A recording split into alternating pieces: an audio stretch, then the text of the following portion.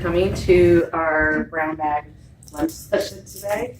I'm going to tell you something really funny, but maybe not funny. So I know I've mentioned this many times. I need glasses, but I need to wear these in order to see this. But when I look out there, you guys are all blurry. So I had to chuckle for a minute there. But anyways, today I'm going to do a quick presentation from the Leadership Excellence series.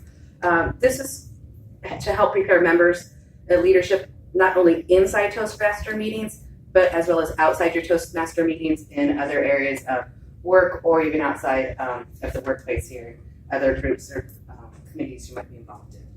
So let's go ahead and start. And today I'm going to be talking about goal setting and planning. And I feel like I should do an introduction. And reading through the handouts here, their introduction was really the best, and I felt like I couldn't top it. So I'm going to go ahead and go with their introduction. So the introduction: successful leaders focus on what they want to achieve. They know what they want, and they devise ways to get it.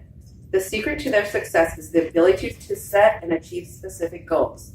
The abilities to set clear goals and plan how to achieve them are important leadership skills. If you cannot identify and communicate goals and plan how to achieve them, you will have difficulty fulfilling other leadership responsibilities. All right, let's go ahead here. So by definition, a goal is a specific objective you and your team must achieve. And in speaking today, I'm going to refer back to Lot as the team as our Toastmasters group. The definition is a plan. The blueprint is the definition. A plan is the blueprint for achieving these goals. And then we have characteristics of the goals. Your characteristics should be specific, as in it should state clearly what you want to happen. It should be measurable, as in I'm going to achieve this goal in the next 6 months. It should be action oriented, which means it should have the word to and then a verb. I'm going to do this and then a verb. It also should be realistic. We don't want our new members coming in here and saying that I'm going to achieve my CC in 2 months. You know, it's really not realistic. And then time bounded. Time bounded, which means basically you should just have a timetable. So if you're going to have your CC as your goal, maybe you've just written out, I'm going to do project 1 this week, project 2 in 2 weeks, project 3 in 3 weeks, etc. Implementing of goals. Involving team members in setting goals, and for us looking at our Toastmasters group, our DCP plan is a really good way of looking at that and getting the members involved. We want to write each goal down. For our DCP plan, we do have that chart which helps us to be able to look at it and say, you know, Elisabeth's going to get this goal or this award this month, Sean's getting this award this month, and it gives us a nice visual as well. Consider what you must do to achieve it. If we need 2 CCs by June 30th, we want to look at the 2 people that maybe we think are the closest to getting those and plan out what we need to do. Regularly review the progress and make sure someone's working towards that goal. And then the planning process. It helps reinforce our goals.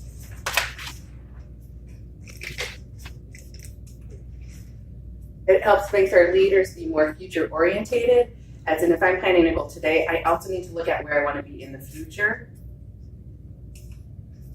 It enables leaders to coordinate decisions,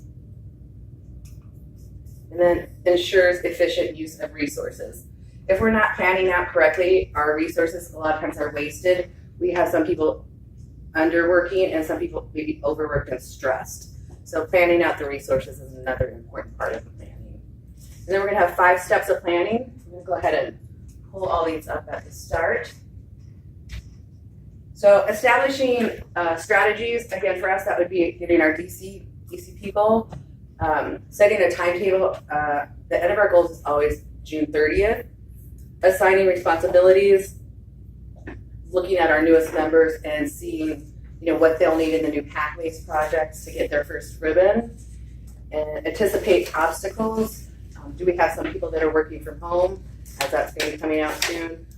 Do we have anybody out on leave that might not be able to complete those goals? Those would always be an obstacle.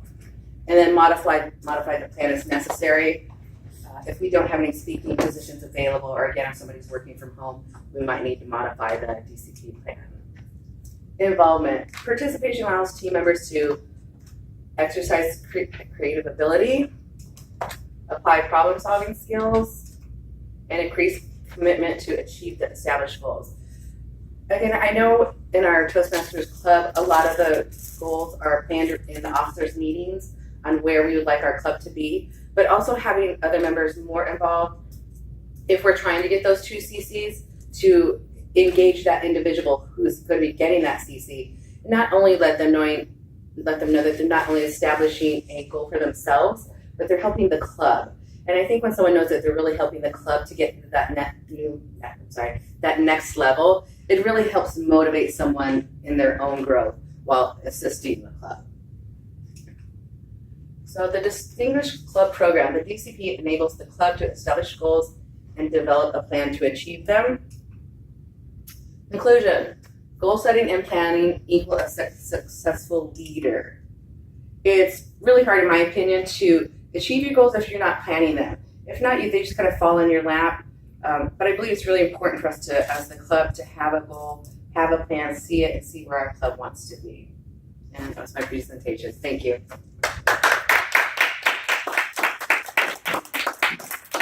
Q&A. Do you have any questions?